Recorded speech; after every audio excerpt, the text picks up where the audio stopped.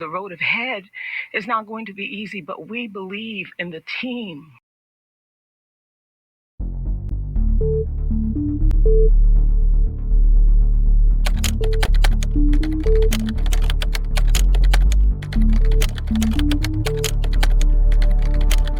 Rachel King, 35, was fatally shot in front of the Dunkin' in the Melrose Shopping Center in Cheltenham in cold blood on a Tuesday morning earlier last month. Authorities believe the shooting was committed by a man and woman who conspired together for months. An innocent woman was killed and now King's son is left without his mother. King was killed while driving her 11-year-old son to violin lesson by Zaki Stephen Al-Hakim, 33, of Philadelphia. Al-Hakim was contracted by Julie Jean, 34, of Elkins Parks for a hire to murder.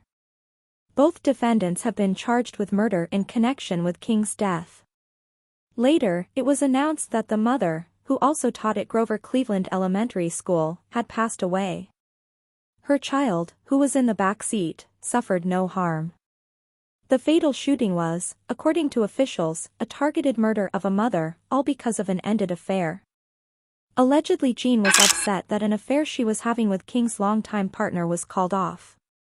Jean then began to harass both King and her ex-partner. Officials claim that the mother's movements were observed days prior, and that plans to stage the fatal shooting were made more than 2 months ago. Alan King, the brother of Rachel King, is seeking the death penalty for the suspects.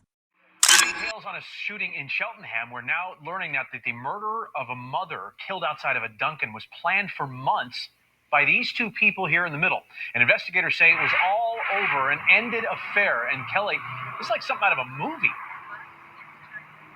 Jason, it really does. The DA says today they believe this was a conspiracy, a murder for hire of a completely innocent mom and beloved school teacher by a man that didn't know her and a woman who investigators say was filled with jealousy and hate.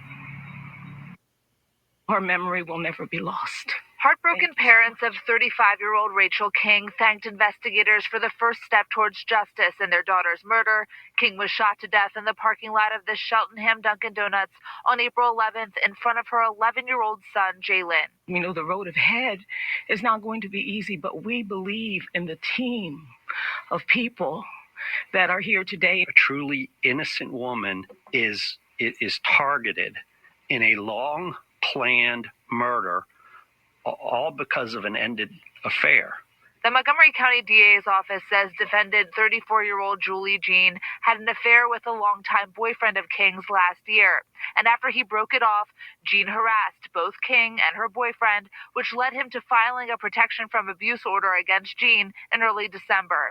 The DA's office believes Jean's plotting began in mid-February when she started talking to and conspiring with 33-year-old Zaki Al-Hakim, who's related to the father of her children. Investigators say cell phone evidence from Al-Hakim's phone revealed this map of King's apartment complex with a pin marking her home and this picture of a phone held by Jean with King's photo on it. The defendants were also connected through a silver Mercury Sable. Investigators discovered the Mercury Sable connected to King's shooting was purchased in Jean's name 2 weeks before the murder. Her and Al-Hakim went together to buy it at a shop in Philadelphia. The DA's office says after King's murder on the 11th, Philadelphia police spotted the Mercury Sable while patrolling. It was also wanted by their department for a murder on April 7th on 5100 North Broad. A brief chase led to a crash, and Al-Hakim was taken into custody. In the course of 4 days, he killed twice. The DA's office says spent shell casings from the April 7th murder and King's murder matched, and they believe they came from a ghost gun in this picture taken in mid-March, found on Al-Hakim's cell phone. Our hearts are hurting, but we also believe this in time they will be healed and we will move forward with our grandson, Jalen.